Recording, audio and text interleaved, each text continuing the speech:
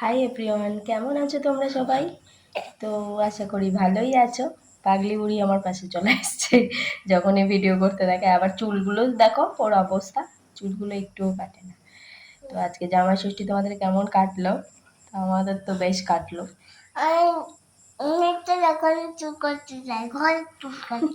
যা গরম পড়েছে, বাবারে বাবা, টেকা যাচ্ছে না। জামাই ষষ্ঠীতে মাছ মাংস সব এমন করছো কেন? ওটা তো মোবাইলে থেকে বেরোবে নাকি? আর জামাই ষষ্ঠীতে মাছ মাংস খেয়ে আরো বেশি গরম বাড়ছে জামাইদের। তো এই হচ্ছে। তো এখন ঐশীকে খাওয়াচ্ছি একটু। মামা খেয়েছিস? ঐশীকে একটু খাওয়াচ্ছি। আর ওর বাবা গেছে ডিউটিতে, তো নাইট ডিউটি আছে, সেই জন্য চলে গেছে। খাওয়া দাওয়া করে একটু বেরিয়ে পড়েছে। তো তাই ভাবছিলাম, তাই বসে বসে, তাই এই বছরে তো আর জামাই ষষ্ঠীতে তো আর বাড়িতে নেই। আগের বছর ছিলাম বাড়িতে, তাই মনে পড়ে গেছিল সেই আগের কথাগুলো। তো বিয়ের প্রথম বছর জামাই ষষ্ঠী, আর তারপর আগের বছরও, মানে বিয়ে হয়ে গেছে 8 বছর হয়ে গেছে। এই কটা বছরে মানে 8 বছরে একবারই জামাই ষষ্ঠী, 8 বছরে একবারই জামাই ষষ্ঠী পালন করা হয়েছিল, বুঝেছ? এবার মানে 8 বছর।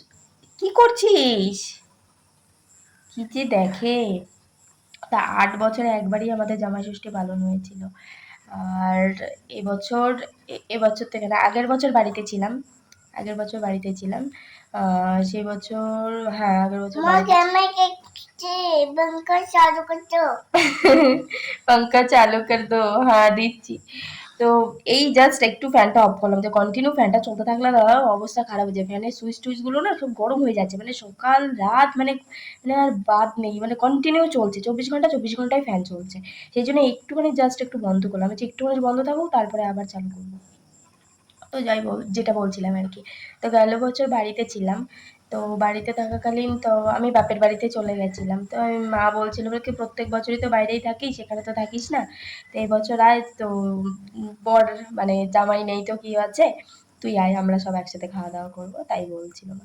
তো সেই বছর, আগের বছর বাড়িতে ছিলাম, তাও মানে জোর জবরদস্তি আর কি। মানে আমার শাশুড়ির বা শ্বশুরবাড়ির লোকজনের মানে ইচ্ছে ছিল না যে আমি শ্বশুর মানে আমি বাপের বাড়িতে যাই, গিয়ে থাকি।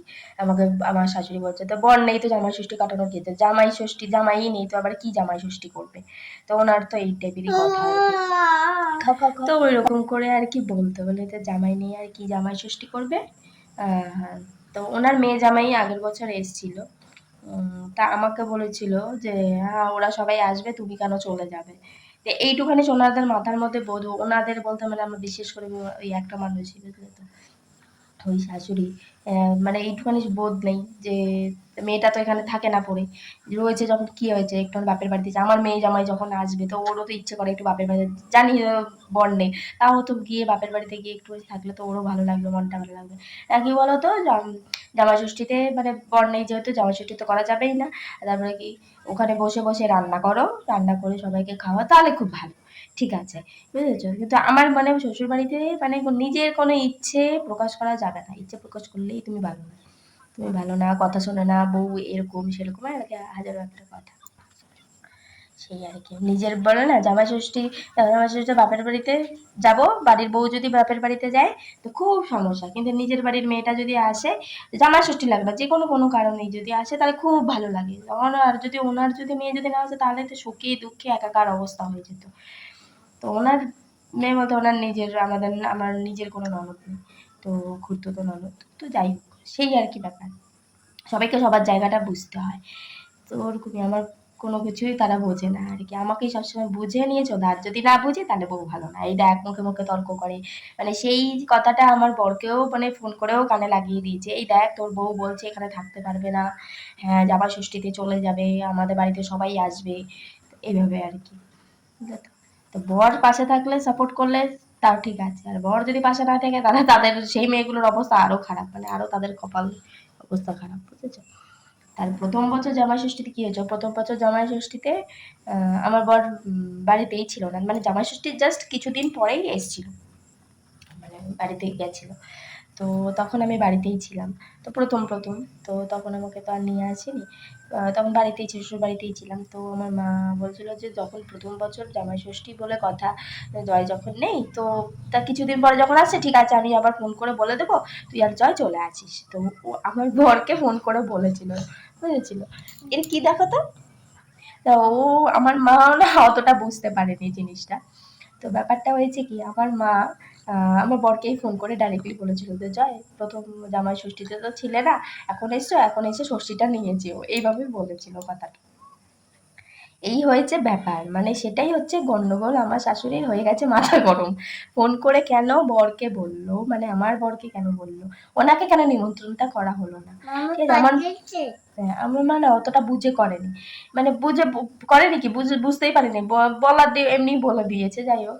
তো বুঝতে পারেনি, তো এরকম ভাবে আমাকে আমাদের সামনে বলছি যে কি ঝামেলা লাগিয়েছে সকাল থেকে উঠে, ওরে বাবা, মানে মানুষ না দেখলে না বিশ্বাস করবে না, সামান্য এইটুখানি কথা নিয়ে ওরে বাবা ঘর থেকে চলে গেছিল উনি, ঘর থেকে চলে গেছিল। যেন আমরা, আসল কথা কি বলতো, যেন আমরা বাপের বাড়িতে না যাই। বাপের বাড়িতে যখনই যাওয়ার কথা তো তখনই উনি কিছু না কিছু ঝামেলা পাকাতো আমার শাশুড়ি।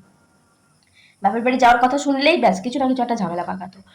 তো ঘর থেকে চলো, হ্যাঁ আমার ছেলে কি এতই বড়, আমার শাশুড়ি বলছিল আর কি, আমার ছেলে কি এতই বড় হয়ে গেছে যে শ্বশুর বাড়ির থেকে শাশুড়ি আমার ছেলেকে নিমন্ত্রণ করছে, আমাকে কিছু বললো না, আমরা কি কিছুই না, আমরা কি বাপ মা কি এখনো বেঁচে নেই, বাপ মাকে কেন নিমন্ত্রণ করে বললো না, এই আর কি। যে বাবা, এই সামান্য এইটু, ঠিক আছে আমার মাকে মুখের উপর বললেই হতো, বা তোমাদের ছেলে মানে আমার বরই যদি বলে দিত, তারপরে আমি মাকে এরকমভাবে বলেছিলাম যে তুমি ওনাকে নিমন্ত্রণ করনি বলে সেই জন্য এত ড্রামা করছে, ঘরে কি অশান্তি ঝগড়া অশান্তি করে, মানে সে মানে একাকার অবস্থা আর কি, বুঝেছো। তা ওই করে, তো মানে ঝামেলা, আমার বাবা মানে বাপি আমার সব নিয়েও এসেছিল জানো তো, সব জিনিসপত্র আয়োজনও করেছিল। তো অনেক আশা করে ওরা বসেছিল, তো সেই আশায় জল আমাদের বাড়ি, আমি যতবার বাপের বাড়ি যেতে যাই ততবার মানে ওনার কিছু না কিছু একটা মতলব আটে ঝামেলা পাকানোর চেষ্টা করে আর কি, ওরকম করতো আর কি। সব সময় ঝামেলা হওয়ার পরে আমার বর তখন ইয়েকে আমার মাকে ফোন করেছিল, ফোন করে বললো যে মা আমরা যেতে পারবো না, এরকম এরকম ব্যাপার। তো তুমি আমার মাকে বলছিল যে তুমি আমার মাকে ফোন করে এরকম বলো যে এরকম এরকম আমাদের বাড়িতে যেন আসে। বলে কি, আমার মা বলছে ঠিক আছে, সেটা আগে বললেই হতো, আমি বলে দিতাম, আমি অতটা তো বুঝে শুনে ওরকম করে বলিনি যে এই ব্যাপার নিয়ে যে এত বড় একটা ঝামেলা হয়ে যাবে, তোমাদের ঘরে অশান্তি হয়ে যাবে। তাই আমার মা নেক্সট টাইম আবার আমার শাশুড়ির কাছে ওই নিমন্ত্রণটা দেয়, বলে, আবার বলছে ঠিক আছে যাস তোরা, তারপরে বললো আমার শাশুড়ি ঠিক আছে তোরা যাস, বলেছে যখন যাস। না সেদিন তো আর যাওয়া হয়নি, তার অনেকদিন পরে গিয়ে তারপরে গেছিলাম। এরকম হচ্ছে আমার শাশুড়ি, বুঝেছো। আর অনেকেই বলে কেন দরকার বলার, ফেসবুকেও দেখি বলো, ইউটিউবেও দেখি প্রচুর মেয়েরা এরকম বলে আর কি। অ্যাকচুয়ালি না, মানুষের না সহ্য করার ধৈর্য ধরার একটা লিমিট থাকে, ঠিক আছে। মানুষ, ঠিক আছে, সব কিছু সব জিনিস শুধু আমরাই সহ্য করবো, বাড়ির বউগুলো মুখ বুঝে সহ্য করা, তোমরা তোমাদের মতন শাশুড়িরা তো তাদের মতন মানে নিজের সব কথা বলেই যাবে, শ্বশুরবাড়ির লোকজন শুধু শুনিয়েই যাবে, সেটা তো কোনো সময় হয় না, না। সবাই তো মানুষ, সবারই তো ইচ্ছা অনিচ্ছার সমস্ত কিছুর দাম আছে। সব থেকে বড় না, ইচ্ছা অনিচ্ছাতে আমি দূরে রাখবো, প্রত্যেকটা মানুষের না একটা সম্মান থাকে, সেই সম্মানটুকু যখন মানুষের না রাখে না, বাড়ির বউ সম্মান না রাখলে না, তখন বাড়ির বউ চুপ করে তখন আর থাকে না। সম্মান করলেই সম্মান পাওয়া যায়। বাড়ির বউ যখন নিয়ে এসছো, একটা পরের বাড়ি থেকে একটা মেয়ে নিয়ে এসছো ঢাক ঢোল পিটিয়ে, ঠিক আছে, সানাই বাজিয়ে যখন একটা পরের বাড়ি মেয়েকে আনো, তো তাকে যথাযথ সম্মান দেওয়াটাও তোমাদের ডিউটি, দায়িত্বের মধ্যে পড়ে। বিয়ের পর আমাকে এরকম বলতে পারে, হ্যাঁ আমাদেরকে মা বাবার মতন তোমরা দেখো না, আমি নাকি তাদেরকে মা বাবার মতন দেখি, আর তাই আমাকে বলেছে। তখন আমি এটা বলেছিলাম যে আমাকে যদি তোমরা মেয়ের মতন দেখো তাহলেই মা বাবার মতন দেখবো, তা নাহলে তো আমি দেখতে পারবো না। দুষ্টু। আর ওর সামনে না বেশি কথা বলা যায় না, ভীষণ মানে পাকা না, মানে বলা উচিতও না, সত্যি কথা। আমি সত্যি বলি, আর ওর সামনে তেমন ভাবে আমি এই টাইপের কথাবার্তাগুলো কমই বলতে চাই, ভালো লাগে না। আর জানোই তো তোমরা আমাদের ঘরে যে মানে কি যে ঝামেলা অশান্তি তো পড়েই থাকে, তো এই আর কি ব্যাপার। এরকম যদি ভালো শাশুড়ি যদি কারো মানে জুটে যায়, ভুল করেও যদি কারো জুটে যায়, তার তো আর রক্ষে নেই, মানে ভগবান এসেও তার মানে রক্ষা করতে পারবে না। কি বলবো আর। হাসছি এখন তাই, কিন্তু সেই সময় না সত্যি খুব কেঁদেছিলাম, খুব কষ্ট পেয়েছিলাম। মা খেয়েছিস? তো চলো, পরে আবার নেক্সট ভিডিওতে তোমাদের সাথে দেখা হচ্ছে। খাইয়ে নিই মেয়েকে, পরে আবার কথা বলবো তোমাদের সাথে।